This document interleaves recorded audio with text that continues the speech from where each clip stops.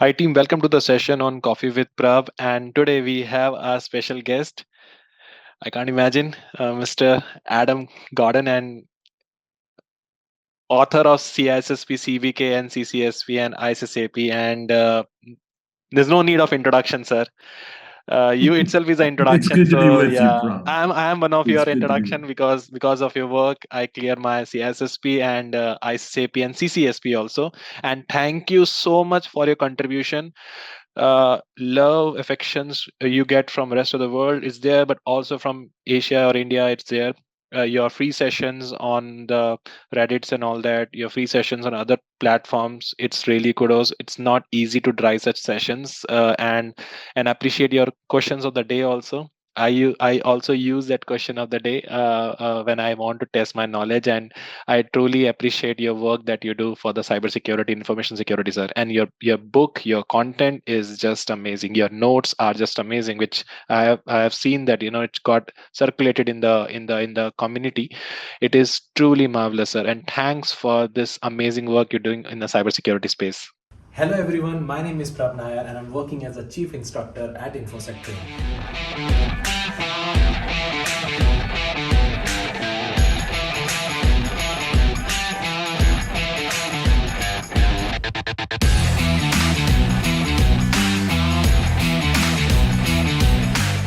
Thank you. You make me feel very, very genuinely loved, and I appreciate the introduction. And it's a pleasure to not only meet you, but spend time with you as well. You are one of the people that is a strong advocate in our community, and the work you do on behalf of our community is very impactful. So I'm looking forward to our conversation.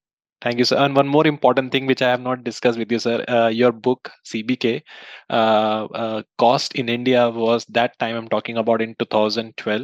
It cost us 8,000 rupees, which is like $125. I don't know whether that was a price.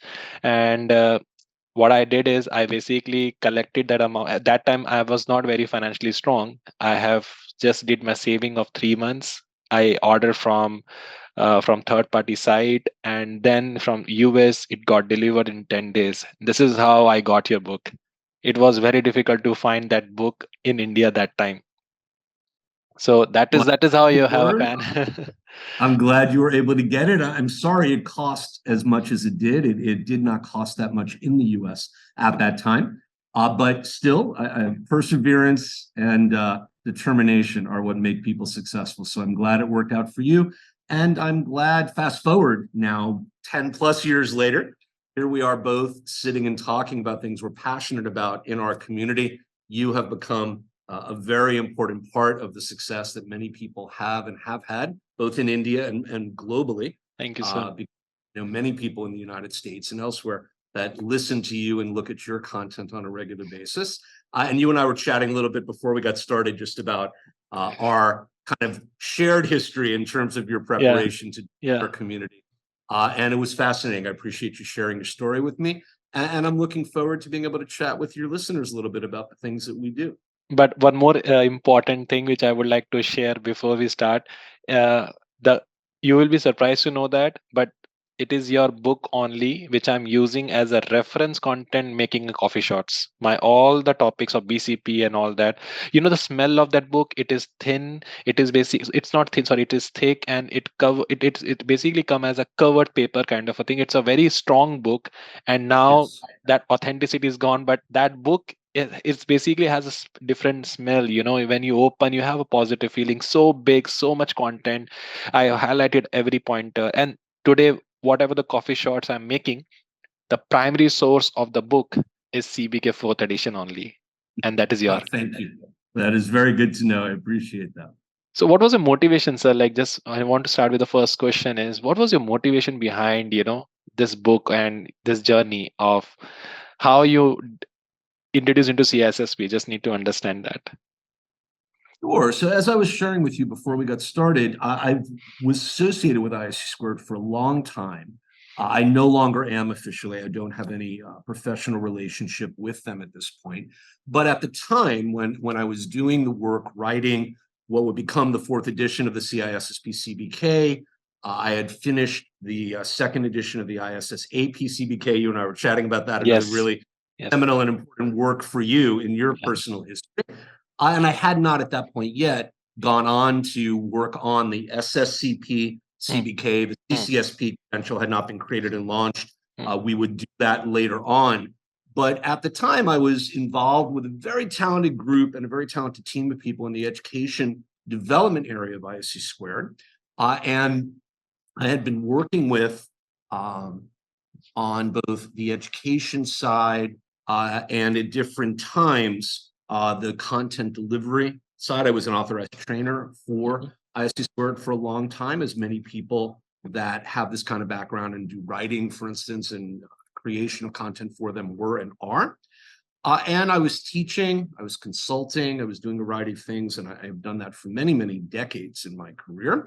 And I was given a very interesting and at the time, to be honest, a little overwhelming and scary opportunity, although I'm glad I took advantage of it, which was I was invited to work on the AP project. We finished that. And then I was given the opportunity, based on how well the AP project had done, to take on the CISSP CBK, the 4th edition, as it was coming up for renewal. I had worked on the 3rd edition behind the scenes as a technical editor, so I had done some background editing work. I had a long-standing relationship with Hal Tipton, one of the seminal figures in information security and one of the founders of ISC squared. Through that relationship and through the work I had done, I was asked if I would be willing to take on that job and tackle the update of the CBK. And after giving it some careful thought, I said, you know what, I'd love that opportunity. It's the book, as you suggested, gave it a great description about the physicality of the book. It's a massive book. If you haven't physically, if you haven't had a copy of it in your hands, I know today it's rare for people to have physical books. A lot of things are digital today. We tend to read things online. I still have a couple of copies of it here floating around. I have a couple of copies of all the books. That green cover, heavy duty, and it's it's over 1,000 pages. It is a massive tome, and to write that book was a significant challenge. It was an interesting and really great opportunity for a lot of reasons, but it took a lot of time. And the way that process works, just for people that may not be familiar with it, the books to this day, we're now on the 6th edition of the CIS, specifically CBK. It's recently came out. It's been out now probably part of a year or so. But those books are edited, right? So in other words, take the prior version of that CBK or perhaps prior versions, depending on where you start, and you're given that version, and then you're asked to go ahead and update it based on the update to the common body of knowledge, the updates to the domains in the CBK. And you're asked to essentially figure out what is good, what can I keep, what is still relevant, as you and I were talking about, and what is now perhaps no longer relevant or has to be maybe spoken about in a different way, and what is missing. What are the updates that are being added to the common body of knowledge and ultimately to the exam blueprint that have to be added in as sections of coverage? And then you're given the opportunity to edit through that, write the filler material, if you will, and create changes and updates. And then you work with a technical editor. These days, Wiley is the company press that work. Back when I was doing it, it was CRC Press. CRC Press, at the time, it's shifted to Wiley because they've become, they have a different relationship now. ISC Square is contracted to do that. But at the time, I worked with CRC Press. And you would have a technical editor, and you would essentially go through a series of edits, like anybody who's written a book would tell you is done behind the scenes.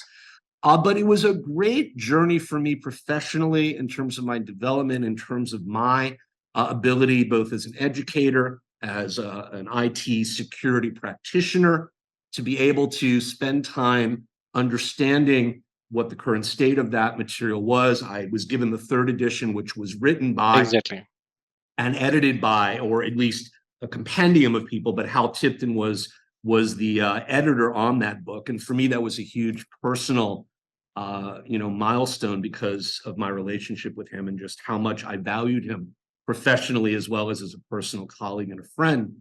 And to be able to be trusted by him and by the organization to take on that, at the time, that book still is, as you and I discussed, although there are other CBKs now for other certifications. But at the time, there were not as many certifications in market from True. ISC2, which True. we have 10 True. in market. True. There were not as many back then. And CISSP, even though it is still today the preeminent, the premier information security certification, it was even more so then because there were less certifications. True. Both ISACA as well as ISC2 had less certifications in market.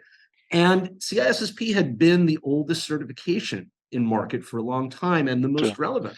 Exactly. And it was the flagship certification globally. So to be trusted by Hal, to be able to take on his work and move that forward and write that book that for a long time was the book on information security and certification was an incredible honor and privilege. Yeah, that's true. It's in my professional career.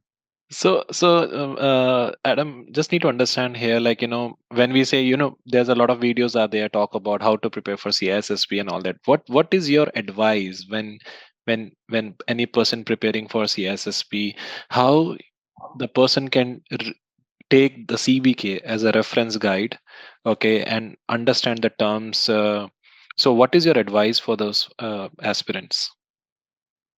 Sure. So first and foremost, drink a lot of coffee. Have coffee shots with Rob, because I think that's going to be one of the key pillars of success. And you and I were chatting before, as I mentioned, and I know you shared with me that one of the things that you have done with your coffee shots, which by the way, I watch whenever I see them come up, and I believe are incredibly insightful and are very valuable.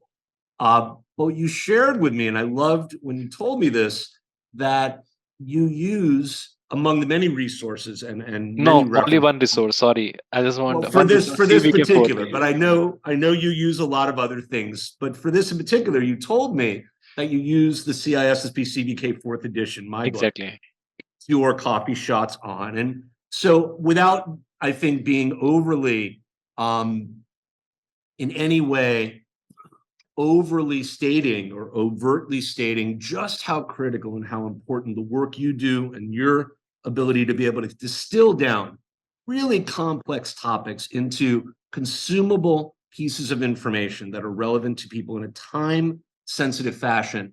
I think your ability to do that in the coffee shots is one of the key pillars that I would point to for people's success in their CISSP journey. The fact that you're using reference material written by me and others, notwithstanding, your ability to translate that information and make it relevant for people in a way that they can attach to, and they can, and anybody who's been a student of mine in my boot camps, my training, and you've heard me say this as well, I'm sure, the ability to synthesize and apply knowledge is really the secret to success on the CISSP. You cannot memorize your way through the common body of knowledge and expect to be able to take the exam. Not because memorization isn't going to help you, but number one, there's just way too much material. Number two, the questions are not going to be reflective of the exact information in the way that it's discussed in any of the reference material. You're going to have to think about that knowledge and apply it to the context of those questions.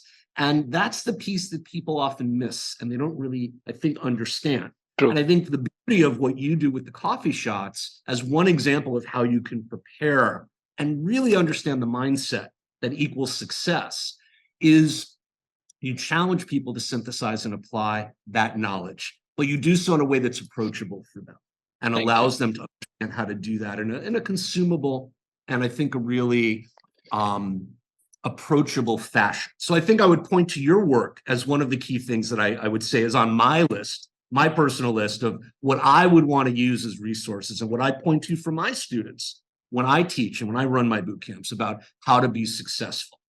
I think Luke's work, Luke Ahmed's work, I know you're familiar with Luke, you know Luke, another outstanding member of our community who does incredible advocacy work on behalf of people globally. I think Luke's work, both his book, but also writing and discussing and really pushing forward the idea of how to have the mindset of success in the CISSP exam. His mantra, think like a manager, I think really sums that up. But I think what people miss when you hear think like a manager, so I get asked about this all the time when I'm running my boot camps. I've just started a new boot camp cycle as you are having this discussion. I just had our first session the day before you and I are talking. I'm about to have our second session of our 8-week cycle the same afternoon that you and I are talking for this discussion. And what I tell people all the time when I meet with them and when I teach is, yes, think like a manager, but you have to really understand what think like a manager means. And I think Luke does a brilliant job of describing and defining that. But I think to distill it down, what you need to really understand is that it's not going to be on the exam about, hey, what is port number 443 or port 53? And what service does that equal? And if you could just understand that, you should be a CISSP. You actually should not be a CISSP if that's all you understand. But the reality is it's going to be something more like you have a business continuity disaster recovery issue. Here's what is the context. Here are the contributing factors. What are the threats and risks that you as a CISSP have to identify and address? And what is the path forward that allows you to mitigate those risks, identify those threats and mitigate them, and reduce the likelihood of negative impact to the organization by making that choice or those choices, right? If True. there's more than one. And what Luke does really well is capture that thought process and distill it down so people understand how to create success. So I would point to your work. I would point to Luke's work in thinking like a manager. I think Eric Conrad's conversations in his book about the 11th hour CISSP, another brilliant example of how to really think about preparing. I do think Eric is absolutely correct when he says, look, these are the distilled facts. These are the things that you really need to know. And if you're going to spend time towards the end of your preparation cycle getting ready, if you haven't figured these things out, you're in trouble. Make sure you know these things. I think he does a brilliant job of capturing that. So I think those are works, those are modalities, those are voices that I personally follow, I personally pay attention to, that are relevant to me in my professional career ongoing, and are references that I use as I prepare, as I teach, and as I create advocacy opportunities for our environment, our community globally. But beyond that, I think it is incredibly important that, and you mentioned my question of the day, for instance, and there are others that do questions of the day as well. Wentz Wu, for instance, does a phenomenal opportunity, creates phenomenal opportunities, does a phenomenal job creating his question campaign. He teaches a lot and does a lot of other things, so he's not always publishing those questions on a consistent daily basis. But when he does, his questions are, I think, very important. And I think his ability to explain those topics and provide that guidance to his learners is unparalleled. And I wholeheartedly love being able to spend time looking at his material because it is very, very concise, and I think it is very good. Yeah. And I think without the opportunity to learn and to understand how to answer questions and the methodologies associated with breaking down questions and figuring them out, I think it's going to be very hard for people to create success on this exam. I think another great example of that is the work that Rob Witcher, Lou Hablis, and Bertie are doing with certification. Yeah. And the mind maps they do. I've known John for many, many years. We are very good friends. I've known Lou, come to know Lou, and come to know Rob through my work with Certification Station, the Discord server where I run my boot camps. They are great advocates and incredible champions for our community globally. And they just put out a book not too long ago. Very great. Definitely recommend it to anybody who's looking for material. And I think, it's people like those people that I just described that are the heroes that I look to and are the people that I pay attention to. And I think those are the people that help those on our path that are not as far along as you and I are, that have not taken those exams, that have not certified yet, that are not perhaps at the middle to high point of their career, but are just starting out, that are looking to figure out what that path looks like. Those are the people I would point to. Those are the people I would recommend that you begin to pay attention to, because those are the people that create relevancy. Javad Malik, another great voice in our community at Novi 4. He and I have been friends for a long time. Javad was actually one of the technical editors on one of my books, and is another incredible voice in our community that is doing great work. He's not specific to CISSP. He's broadly creating advocacy and speaking about all sorts of different things in our community. But he is plugged into a lot of the things that are going on today and creates incredibly relevant content. And if you haven't seen some of the stuff he's done over the years, you should dig into his writings, his blogs, and the things he's done. He's an incredible person to follow as well. That's really great. And one feedback I would like to share here, Mr. Adam, like for your fourth edition, that is the only book we have in which we can see so much description about the canons. If we talk about Papa, they're going to protect society, act honorably, and all that. If you go by other author books, I'm not giving any negative reviews. I'm just sharing the open feedback because I read all the three major books, Sean Harris, and sorry, All in One, and Cybex and CBK fourth edition and CBK third edition. That is the only book we have in which they have mentioned about the canons and their examples. There's no other book. Even the IC Square website does not have that particular examples. I don't know whether you have noticed that. So I truly appreciate, because you know very well canons are something very important for the exam, because as an IC Square member you must be abide with the canons, and that is what IC Square also expecting. That's why they have sometime asked in the exam. So the way it has been covered by you in your CBK 4th edition, no book has covered. All the books, they talk about only Papa, Protect Society, and just finish it off. But your 4th edition has all the description of each and every canon with the example, and thanks for that.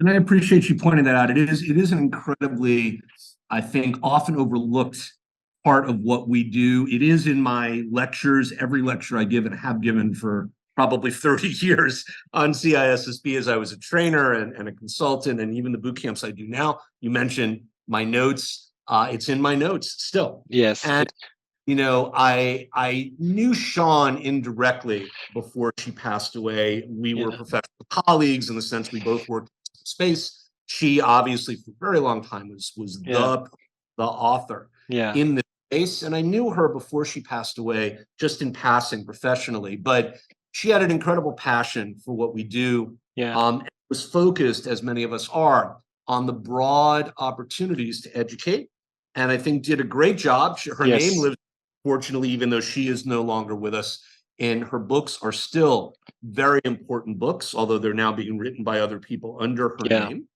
But the canons and the code of ethics forms the foundation for everything we do.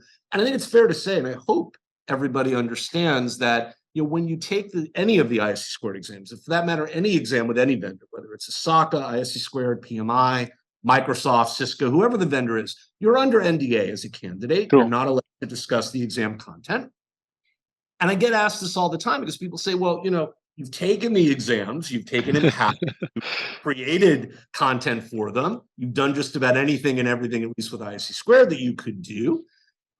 How do you know how to draw that line? What can you talk about without violating your NDA? And what I tell people all the time is the only thing I can tell you for sure that will be on the exam without hesitation on every ISC squared exam, as a matter of fact, for any certification, and without violating my NDA, is that you will be asked about the code of ethics and the canons, because ISC squared makes it perfectly clear that it is something you have to know. They make it perfectly clear it is, as you pointed out, essentially the price of admission. You have to, as a good member in good standing in our community, agree to adhere to and uphold the code of ethics and live by and practice the canons. And as a result, it is no leap of faith to understand that you're going to be asked about those things. And I start out my CISSP courses, my boot camps, anything I do, that is the very first thing I talk about. And I think everybody should understand it is item number 1 in domain 1, security and risk management 1.1 in the exam blueprint and the CBK is the code of ethics, the canons, and the importance organizationally, as well as specific to ISC squared. There is a reason that is the very first thing you discuss. It is foundational for everything else.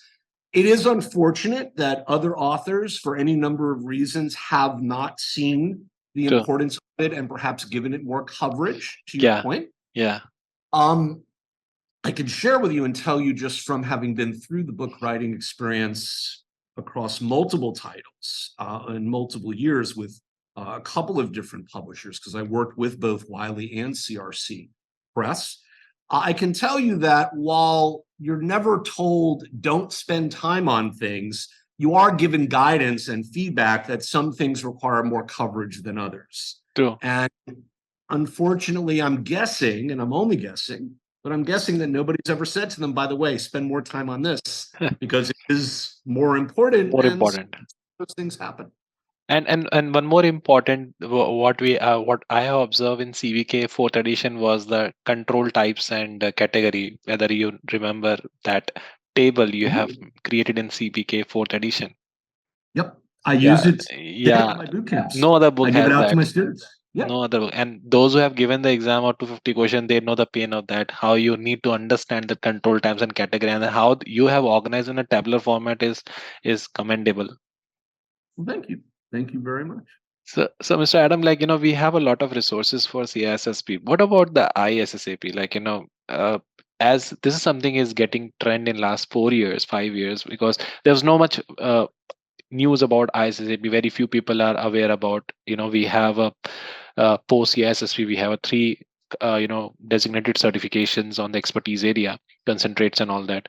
So, do you have any suggestions? Do you have any viewpoint how to prepare for even ISSAP? Do we really need to consider as a security architect, or your knowledge should be very technical in nature? So if you can spend 10 minutes on that, it will be great.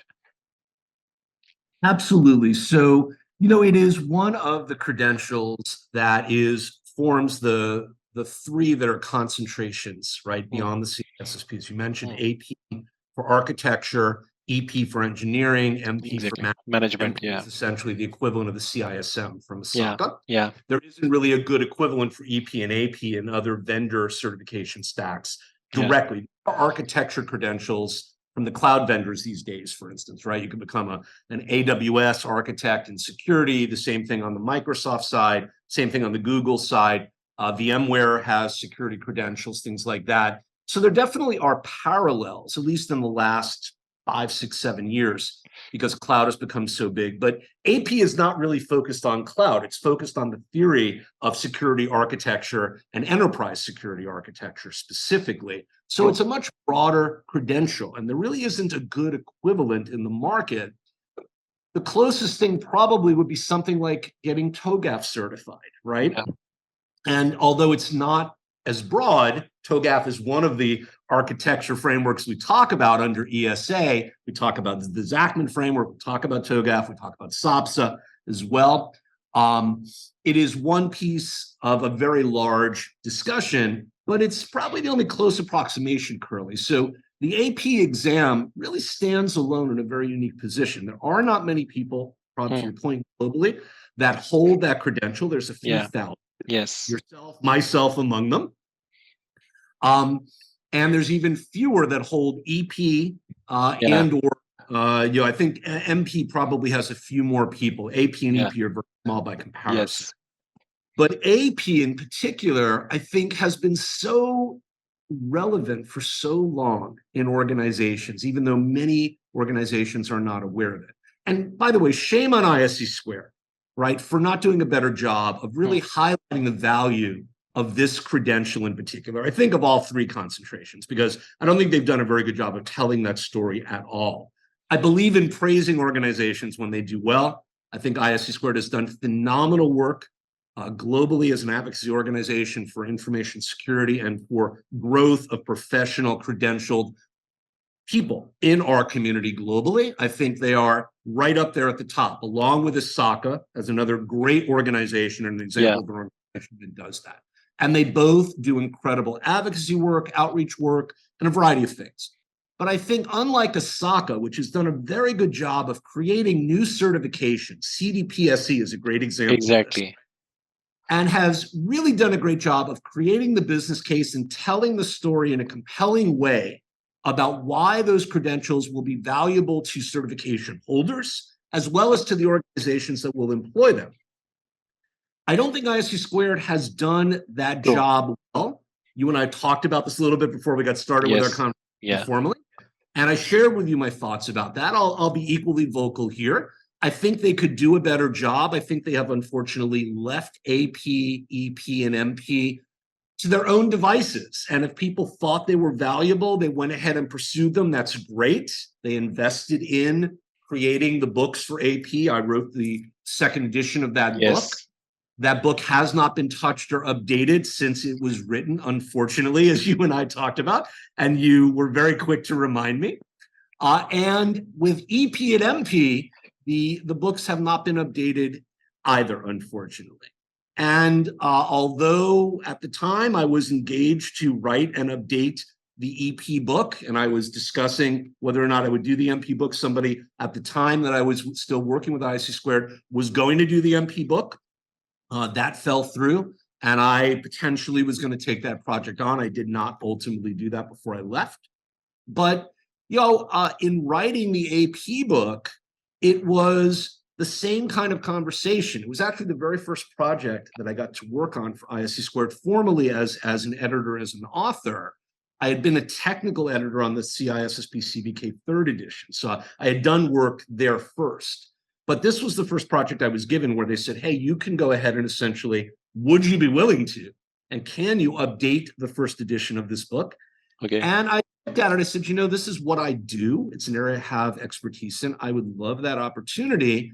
And it was a really interesting project because there had been significant change in the way we had done many things from the time that first edition was written till the time I took on the project for the second edition. The BCDR section is a great example of that in the book because it was not fully developed in the first edition. It was not seen as being as crucial. And I don't think we really understood it as being how important it was at the time the first book was written. I updated and rewrote basically that whole section and brought it into relevancy at the time. And as you pointed out, it still is relevant today. Many of the things that are in that book. Yeah, now, 70%. I can probably say 70%. Even I purchased, even I purchased the subscription of IC2, the content and all that. But for me, 70% content. I read the ICCP book end to end. First of all, initially I don't get that book, so I have requested IC2. Then from there I got that book, second edition, and so my primary material was that second edition book, and based on that only I cleared the exam. And surprise part was, I think that the second edition, Mr. Adam, like, it was launched in 2015 or 16, I believe, right? I think 17. No. Look, I have it off to the side over here. Yeah, about 10 feet away from me. But it was an old book. Yeah, but content is still, even in 2022, like a lot of participants share their feedbacks, because I do a lot of ISSAP sessions also. So I receive a feedback that still the CBK, ISSAP CBK book second edition. No, it had to actually be. I'm just thinking about it as you're talking. It had to be earlier than that. Yeah, 2013, 14, 15, something like that. Somewhere earlier than that. Yeah, it was definitely earlier than that. Now just imagine, till 7 years, the content is still valid in the exam. Yeah, it is. And, it's a great certification. I think to answer your first question a little bit more succinctly, what would I recommend for people to prepare? Exactly, Obviously, based on, Rob, your own recommendation and endorsement of the material, I think the book is still relevant, but with a grain of salt, let's say, right? There definitely are things in there that are no longer timely or relevant. I think it's very important to be upfront about that and to be specific about that. I don't know if 70% is the right percentage. I know it is definitely somewhere between 60 and 70%, I think, is a fair assessment of the material's relevancy still. But I think there are gaps. I think there definitely are things you need to look at. But I think the seeds of that trail to get to that relevant material are also in that book, even though the updated material is not there. And I think TOGAF is a great example. We talk about TOGAF in the book as one of the three main TOGAF and SAPSA both are covered, elements. SAPSA is, Zachman is. TOGAF has undergone a couple of revisions since that book was written. It's currently in version 10.0. Okay. And you would be well served to be up to date on the current version and the current architecture discussions in TOGAF to be able to truly sit for that exam. There have been a couple of JTAs that have updated the knowledge base around the AP credential. There are newer exam questions. So there's definitely going to things you have to address. And I think looking at areas that are in the book but are in need of updating and refreshing is probably the best way to go about preparing. There are some really interesting things. You and I were just talking about the mapping of certain certifications and the fact that there's now awareness of an acknowledgement of architecture in the cloud space, where up until about 5 to 6 years ago, that was not a certification path and a path you could really spend time on. I think one of the things that's missing in that book, because at the time there was no such thing as being a cloud architect, there was, but not we think of it today, not in the way you would talk about it today.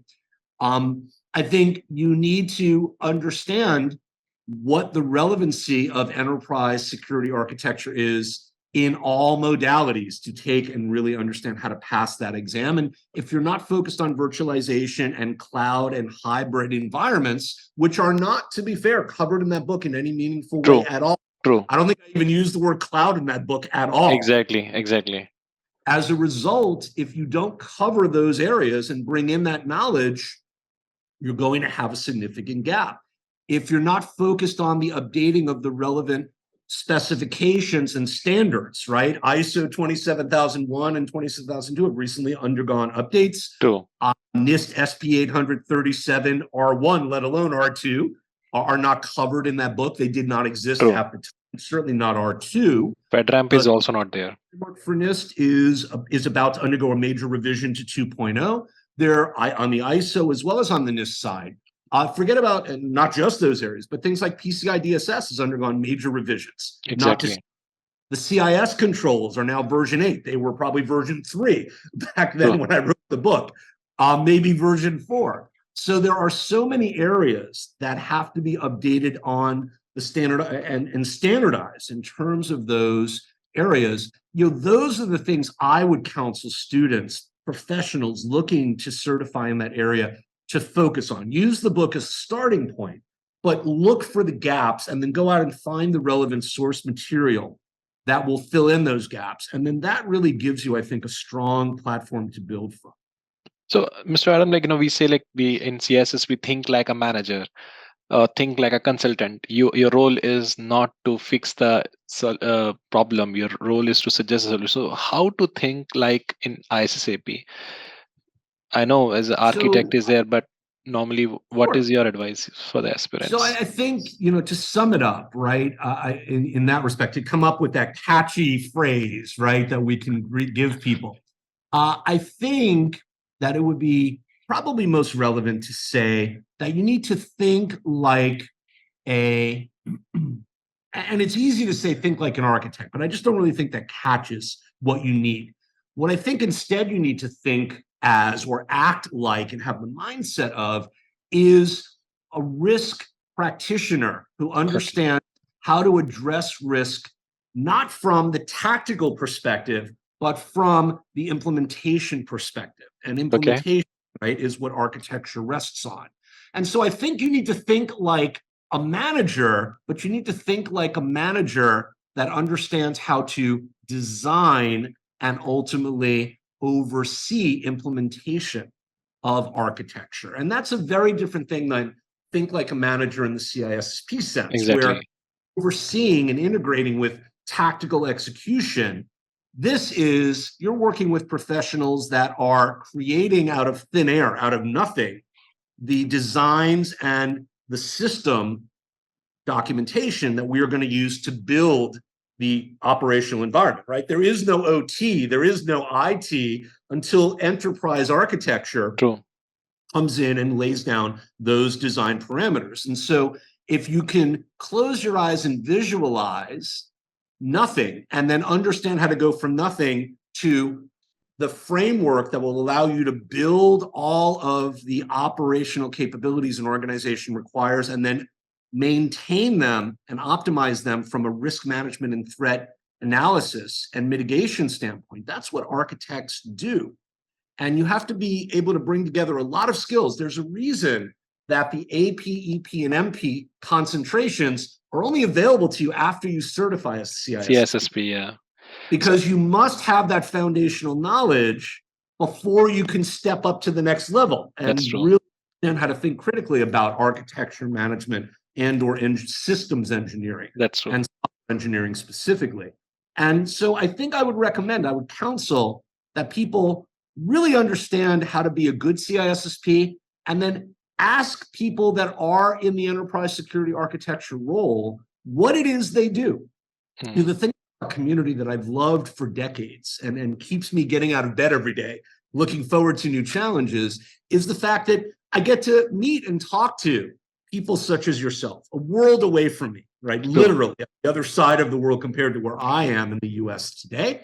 And we have things in common because of what we do. And we can talk about things that we're both passionate about because we have a shared culture, a shared sense of community. And that community should extend, and does extend in almost every case, it's opening arms to people that are curious, as long as you're willing to invest the time to ask people the right questions. That's true. And you shouldn't ask people, hey, what do I study? I'm not saying this because you asked the question this way, quite the opposite, right? What I'm pointing out is, the question you want to ask is, don't ask people, what should I study to understand how to take the ISSAP exam? But rather, ask people, what does it mean to be an enterprise architect in your organization? What do you do? And what are the skills that are foundational for you? And if you can ask the people in your direct community, that circle of influence, the peers that you trust, what they do. And if you don't know those people, the people you know may know those people. And if you have to walk up to a total stranger on LinkedIn or wherever and ask them to connect with you, and ask them 3 or 4 well thought out, well-intentioned questions, I'm willing to bet you that a lot of them would be more than happy to spend a few minutes and talk with you. And if you can ask them what is relevant to them, what are the skills that they think equal success, and what are the things they look at, what do they read, what do they do, how do they learn how to be relevant and good at their job, those are the things that are going to tell you what you have to do in order to be successful. And so I would counsel people to do that. Talk to architects, find out directly from the source what it is they do. When I started out in this industry, what we now think of as cybersecurity, IT, and all the things we call it, in fashion to call it cybersecurity today. But when I started out doing what I do, what you do, what we do, what I'm passionate about, what your listeners are passionate about, I started doing this. I don't want to date myself, but I've been doing it for over 40 years. And when I started out, we're sitting here in 2023. So when I say 40 years, we're talking about the early 80s, right? When I started out, you couldn't, or forget about the fact that technology didn't exist to do what we do today. There weren't people calling themselves the things you and I call ourselves. And there weren't certifications. Yes, CISSP was around. There were a few certifications, but vendor certifications were really just becoming a thing. Exactly. And you couldn't get certified as an architect. Nobody knew what an architect was back then. You wanted to work in computers, you became an electrical engineer. You learned how to build toasters, vacuum cleaners, rocket ships, and missiles, because they could all be built by somebody who was an electrical engineer. And I didn't go to school to learn what I do. I don't have degrees in this field. Now, today, you can get a master's degree, an undergraduate degree in information security and cybersecurity and risk management, all these things, which is great. When I went to school, none of that stuff existed. My undergraduate and graduate degrees are in international politics and relations, international political affairs, things like that. I have a background as an academic. I was a university professor and many other things in my career, but I have no formal background. I'm all self-taught for the things I do. I started out working on mainframes. I go all the way back to Banyan Vine and Street Talks and Novell and all sorts of stuff that people listening to us may or may not even know existed. But reality is, all throughout my career, all along the way, I have always been a passionate learner. I've always been inquisitive and interested in what people do. And I spend a lot of time working, fortunately, with customers all over the world in the Fortune 500, government sector, military sector, public-private sector, et cetera.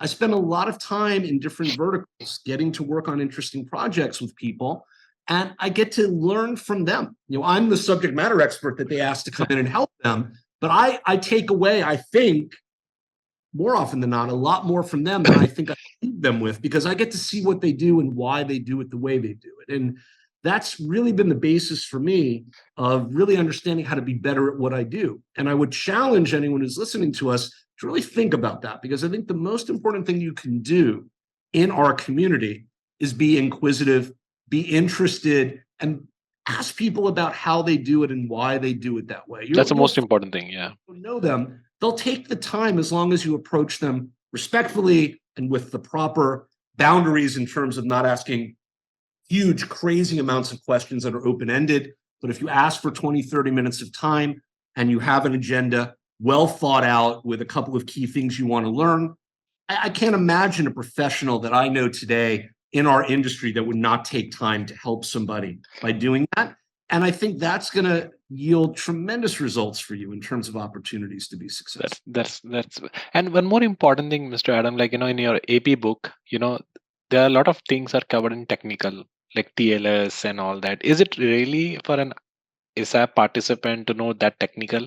Because I came from a technical background. For me, it was like okay to understand, but do we really need that technical understanding about the topics? Because what I compare with the content of CBK in ISSAP, the content was more core technical nature, like where you covered VoIP in details, TLS in detail. I'm sorry, I'm very as I said, for me, my preparation for CCSP or book, CCSP book, CBK, first and second edition, then for AP, I use your book. Even when I was preparing for AP, I use your CCSP and CISSP and CISSP ISSAP book. So what I observe in that ISSAP book, there's a lot of content which is very technical in nature, right? Like, it's look like, oh, I'm reading some CCI book and all that. So do we really need to know that such technical steps? Sure. So, I think it goes back to the answer is yes, but no, but. And let me explain, because I think it goes back to something I just talked about a few minutes ago. Do you need that level, that depth of technicality to answer questions in the AP exam? You know firsthand, right? I don't believe you do, right, at the level that is in the book, to be fair, without violating any confidence about what's in the exam. But having said that, what I think you do need, and why I feel it is so important to have that in any of the books that I write, and it's a theme across all the books that I've written, and it is not always in everybody else's books, but that's their choice. I don't think you can be a good information security professional or a good anything, whoever and whatever you are, regardless of what focus it is, unless you understand the basics and you understand why things work and are done the way they should be done and the way they work. And what I find as I talk to people in our industry, unfortunately, even today, is that while this is not true for all of them, and certainly not perhaps even true for the majority of people, I think it depends a lot on their level of maturity in their career. But I think it's fair to say, as a generalized statement, that many people don't have a good grasp of the basics and the fundamentals of the technicality of the solutions that they are managing or that they're being asked to design and implement.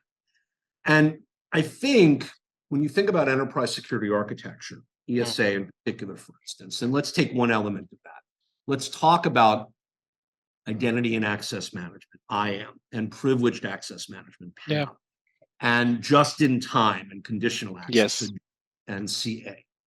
When you think about the variety of, and let's leave the technicality of whose vendor solution and therefore how you implement aside, because we're not vendor specific in any of the exams, right? We're vendor agnostic. But when you think about the technicality you need to have to understand how those solutions need to not only be implemented individually, but holistically work together to create attack surface reduction and therefore ultimately achieve one of the key stated goals of the ESA, which is to authorize legitimate users and keep out bad actors and catch people that, however, and for whatever reason, manage to make it through the screening process that don't belong there. So they can't live off the land, move laterally, and privilege escalate without being found out and removed from the system as quickly as possible. True.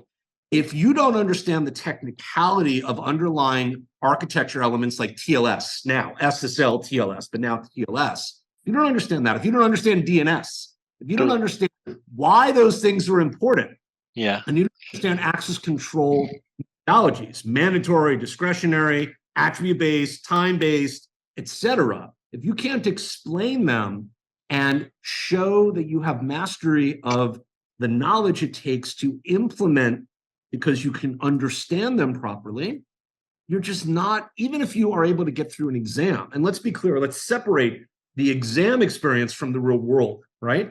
You can study for, take, and prepare and probably pass any exam if you read enough and you just really spend time on it, even if you don't really have the skills to implement that outside of the exam.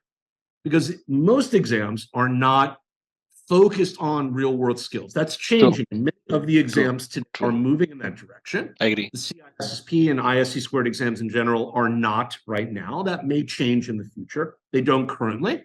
The SACA's exams don't currently, although one of them does, but the majority of them do not. The CX exam or whatever that CXP, yeah, cybersecurity practitioner. CSX. The CSX exam is hands-on, but the rest are not. The privacy is also coming. IPP, CIPM, CIPT, yeah. Correct. There are vendors that do. CompTIA is, all the major stack vendors, Microsoft, Cisco, VMware, et cetera. They all have moved to hands-on skill-based testing, and rightly so. But, the exam itself is typically, even when it's skill-based, is not truly representative of the skills you need to implement that solution in production. It's representative of a best-case scenario in an isolated format following best practices. True. And the real world is not like that. And what I challenge my students about all the time, and what I challenge my readers in my books with, is you need to have the fundamental understanding of the technology to be able to then live in the real world and do this for real. And I think it's important, I've always thought it was important, that you should put that knowledge into a book so people don't have to go figure out whether where they're getting it from is accurate and whether it is legitimate. Because what I found over time, unfortunately, is there's a lot of misinformation out there. Not purposefully, but there's a lot of stuff that just is not correct. And if you don't know enough to know it's not correct, you're not going to be able to know that it's wrong. And if you do know, you look at it and go, okay, well, that's just wrong, right? That just doesn't make sense. But you may not know where the right information is. And I thought it was always better to put more information in that would give people an opportunity to consume at a level that made sense to them than it was to leave it out and assume they'll be able to find it on their own. And it make them understand also the topic instead of just having a just one-line statement. It does. And I think a good book should serve different audiences in different ways and be flexible based on the knowledge of the learner that's picking the book up. If the book only had nothing but the theoretical conversations about architecture, it would still be valuable, but it would not be as valuable to as many people. And I think is I think more important at the end of the day. That is the most important. That is the reason I asked this question, like how technical you need to know, and it is basically you have shared the very well view about why this there in the book.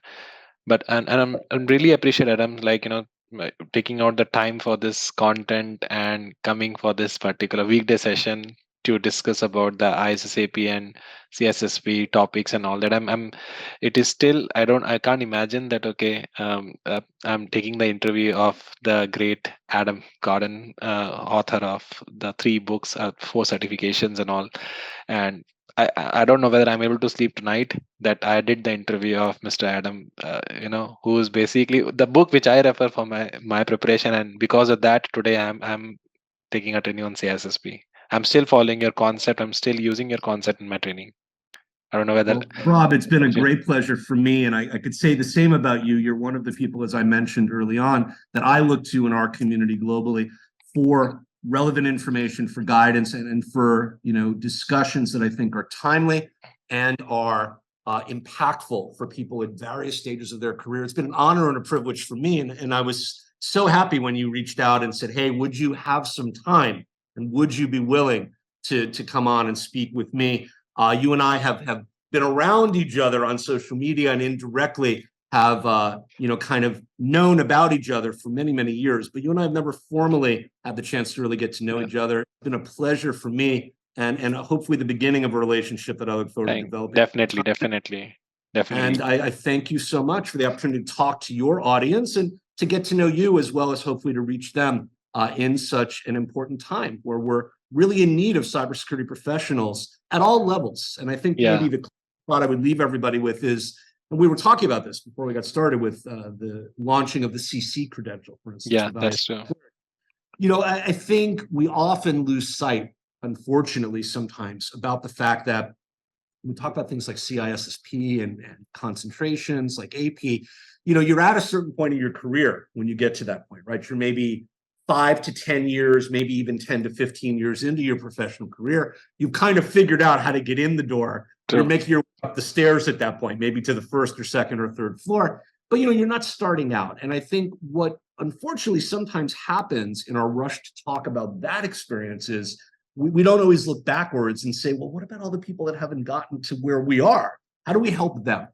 And I would leave them, if they're listening, and if not, the people that are listening, look out for those people and share with them the following thought, because they are who you were when you started, and they are where you were when you began. And if nobody took the time to help them, how will they become where you are? And how will they through? And how will they help us in the future?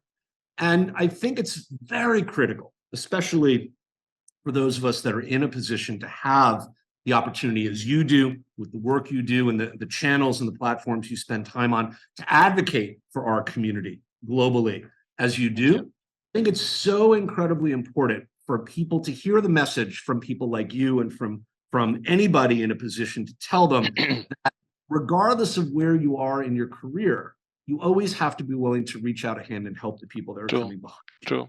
Because those are the people you were, and somebody took the time to you. And even if you look me in the eye and tell me, nobody helped me, I did it all myself, you know what I would say to you? That is such a shame, because somebody helped you. And because they didn't, you were perhaps not as successful as you could have been up until this point, but what are you going to do to change that?